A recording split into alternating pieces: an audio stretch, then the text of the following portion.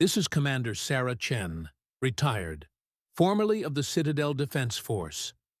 I held the walls of Citadel Station for 3 days against 500,000 enemy soldiers. On the 4th day, I ordered my last 300 Marines to fix bayonets for a final charge. I did not know that 2 million reinforcements were falling from the sky behind enemy lines. This is Case File 117 Siege. This is the story of the breaking of the Horde. Citadel Station was not built to be a fortress. It was a colony hub, a trading post, an administrative center for the Terminus Sector. 12 million civilians lived within its walls. Families, merchants, children. When the Dominion of Krath invaded the sector, Citadel Station became the last refuge. Every colony that fell sent survivors streaming toward us. Every battle lost pushed more refugees behind our walls. By the time the Krath reached us, we had nowhere left to retreat. I had 8,000 Marines, professional soldiers, well-trained and well-equipped. Behind us stood 12 million civilians who would be enslaved or slaughtered if we failed. The Krath brought 500,000 warriors. They emerged from the horizon like a tide. Endless columns of soldiers, siege vehicles, mobile fortresses. The ground shook with their approach. The sky darkened with their aircraft. 500,000 against 8,000. 62 to 1 odds. My tactical officer calculated we could hold for 18 hours. Perhaps 24 if we were lucky. I sent a distress call on all frequencies. To the Federation. To any allied species within range. To anyone who might hear. I did not expect an answer. Help was too far away. We were alone, but I sent the message anyway. Someone should know how we died. Then I turned to my Marines and told them the truth. We cannot win this battle. We probably cannot survive it. But those walls protect 12 million people who are counting on us. We will hold until we cannot hold any longer. And when the walls fall, we will make them pay for every meter in blood. 8,000 voices answered as one. Yes, Commander. The siege began at dawn on day 1.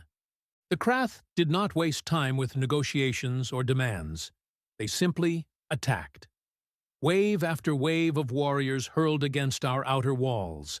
Siege cannons pounded our defenses. Aircraft strafed our positions. We held. Our walls were thick. Our weapons were accurate. Our Marines knew that retreat meant death for everyone they loved. For 16 hours, we threw back every assault. The Krath dead piled at the base of our walls. Their siege vehicles burned. Their aircraft fell from the sky. But we were losing people too. 100 dead by noon. 300 by nightfall. Each loss was irreplaceable.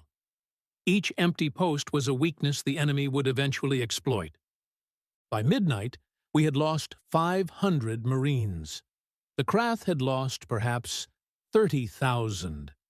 The mathematics had not changed. Day 2 was worse. The Krath brought up heavier siege weapons. They concentrated fire on specific wall sections, creating breaches that we had to defend with bodies instead of stone. I pulled Marines from quiet sectors to reinforce the breaches. This created new weaknesses. The Krath probed constantly, finding every gap, exploiting every moment of exhaustion. My soldiers had not slept in 36 hours. They fought in a daze, muscle memory and adrenaline keeping them functional. I watched them die at their posts, too tired to dodge, too stubborn to retreat. By nightfall of day 2, I had 4,000 Marines remaining. The outer walls were cracked in 17 places. 3 major breaches had been sealed with bodies and debris. The Krath had lost perhaps 60,000 soldiers. They had 440,000 remaining. I stopped calculating odds. The numbers only brought despair. Day 3 broke something in both armies. The Krath commander threw everything into a massive assault at dawn. Every soldier, every vehicle, every weapon focused on overwhelming our defenses in a single push. We should have broken. Any normal army would have broken. My Marines were not normal. They fought like demons. They held breaches with bayonets and bare hands. They died standing, facing the enemy, refusing to give a single step without cost. Sergeant Major Williams held the eastern breach for 4 hours with 17 Marines against continuous assault. When ammunition ran out, they fought with knives. When knives broke, they fought with fists. When Williams finally fell, she had killed 37 enemy soldiers personally. Lieutenant Park led a counterattack through the northern breach, pushing the Krath back through sheer fury. He was wounded 6 times. He kept fighting until the 7th wound finally dropped him. By then, his squad of 40 had killed over 300 enemy soldiers.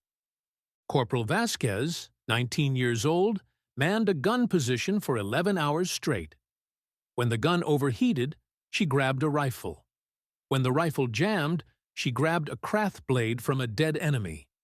She was still swinging it when medics finally pulled her off the line, too exhausted to stand.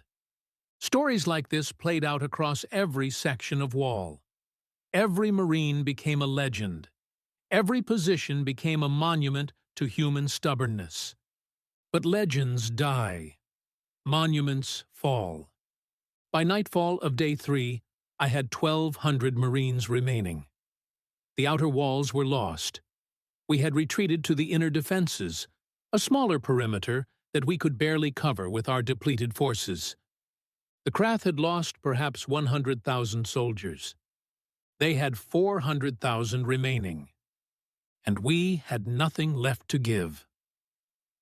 I gathered my surviving officers at midnight.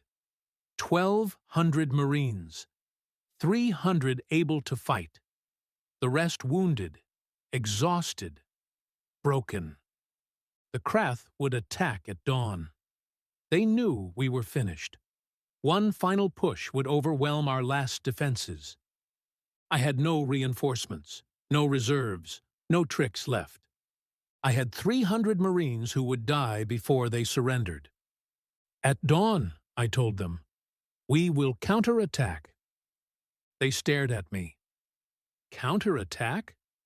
With 300 soldiers against 400,000? The civilians cannot escape. If we stay behind these walls, the Krath will eventually breach them and slaughter everyone. But if we attack, if we hit them hard enough, we might buy time. Confuse them. Make them think we have reserves they haven't seen. I drew my sidearm. It won't work. We will die. But we will die attacking, not cowering. We will die making them afraid of us. And maybe, just maybe, we will kill enough of them that the next human force they face will have better odds. My officers nodded. They understood. There was no hope. There was only the choice of how to die. Fix bayonets at dawn. We charge when the sun clears the horizon. I did not sleep that night. None of us did. At 05:30, 300 Marines assembled at the main gate. Wounded soldiers who could walk. Officers who had not held a rifle in years. Cooks and technicians who had grabbed weapons from the dead. Everyone who could stand. I took my position at the front. A commander should lead the final charge. The horizon began to lighten. The Krath army was visible in the distance, forming up for their final assault. 400,000 soldiers, preparing to finish what they had started. I raised my sword, an antique blade my father had given me. Useless in modern combat. Perfect for what came next. Marines, it has been an honor to serve with you. Today I stopped. Something was wrong with the sky. The pre-dawn light was flickering, brightening in ways it should not, colors that did not belong to any sunrise I had ever seen. Then I heard the thunder. Not thunder. Engine roar. Thousands of engines screaming through the atmosphere. I looked up. The sky was on fire. Drop ships. Hundreds of them. Thousands of them. Descending through the atmosphere in columns of flame, filling the sky from horizon to horizon. They were not heading for the Citadel. They were heading for the Krath army. My communications officer grabbed my arm. "Commander, we're receiving transmissions, Allied frequencies, Federation signals. There's—" The first drop ships hit the ground behind enemy lines. Hatches blew open and soldiers poured out. Not humans. Vorn warriors, their massive frames carrying heavy weapons. Korvax shock troops in powered armor. Thessian marines in assault configuration. Behind them, more drop ships. Thousands more. Landing across a front 20 kilometers wide, directly behind the Krath army. The Krath had been facing us, prepared for a final assault on exhausted defenders. Suddenly, they were caught between two forces. My communicator crackled with a voice I did not recognize. "Citadel Station. This is Grand Marshal Keth Vorath of the Allied Coalition. We received your distress call 4 days ago. Apologies for the delay. Traffic was heavy." I could not speak. I could not process what I was seeing. "We have brought 2 million soldiers from 30 species. We are landing behind enemy lines now. I suggest you hold your position and let us do the heavy work. You have earned a rest." 2 million soldiers. The Krath commander tried to pivot his army to face the new threat. But you cannot pivot 400,000 soldiers quickly. And the Allied forces were not waiting. The Vorn hit their rear lines like a thunderbolt. 30,000 warriors who had trained for exactly this kind of assault, smashing into enemies who had expected to face exhausted defenders, not fresh reinforcements. Behind them came the Korvax, then the Thessians, then species I did not recognize, pouring from drop ships in endless waves. The Krath army, which had spent 3 days breaking itself against our walls, suddenly found itself fighting on 2 fronts. The hammer had met the anvil, and the Krath were caught between. I stood at the gate, watching the battle unfold. My Marines stood with me, bayonets still fixed, tears streaming down exhausted faces. We had been ready to die. Instead, we watched the enemy die.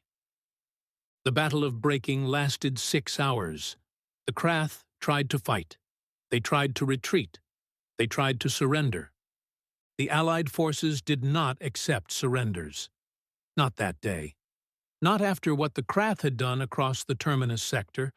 Of 500,000 Krath soldiers who had besieged Citadel Station, fewer than 20,000 escaped. The Dominion of Krath never recovered. Their invasion force, the largest army they had ever assembled, was annihilated in a single morning. And it happened because 30 species answered a distress call from humans they had never met. After the battle, Grand Marshal Keth Vorath came to the Citadel. I met him at the ruined gate, still wearing armor covered in 3 days of blood and dirt. "Commander Chen, you held for 3 days against impossible odds. The galaxy will remember your stand." I was too tired for eloquence. "Why? Why did you come? The Terminus Sector is not Allied territory. Humanity has no treaty with most of your species. Why risk 2 million soldiers for us?" The Grand Marshal smiled. It was a strange expression on his alien features. 400 years ago, human ships found a Vorn colony dying of plague. They had no obligation to help. They helped anyway. My great-grandfather was on that colony. He gestured to the other Allied commanders gathering around us. Every species here has a story like that. Humans who helped when they did not have to. Kindness shown to strangers. Debts created through compassion. He placed a hand on my shoulder. You called for help. The galaxy answered. Because that is what you have taught us. That is what humanity has shown every species you have encountered. He paused. Someone always has to stand for those who cannot stand for themselves. A human said that once. We decided to listen. I looked at the battlefield. The bodies of 400,000 enemies. The dropships still landing with supplies and medical teams. The Allied soldiers from 30 species walking among my exhausted Marines, offering water and food and simply being present. We had held for 3 days expecting to die alone. We had been saved by a galaxy we did not know was watching. The Citadel Memorial stands today where the Eastern Breach was finally sealed. The names of the 6,800 Marines who died in the siege are carved into black granite. Beside them are the names of the 30 species who answered our call. Visitors come from across the galaxy. They stand before those names and remember what happened here. 8,000 held against 500,000. 2 million came to finish the fight. And a galaxy was united. One act of kindness at a time. This is Commander Sarah Chen, signing off. Case File 117. Siege is now closed. They surrounded us with 500,000 soldiers.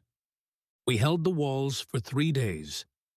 And when we could hold no longer, the sky caught fire with our salvation. Remember Citadel Station. Remember what 8,000 can do when they refuse to surrender. And remember what 2 million will do when they answer the call. The walls held, the horde broke, and humanity learned that we will never stand alone again.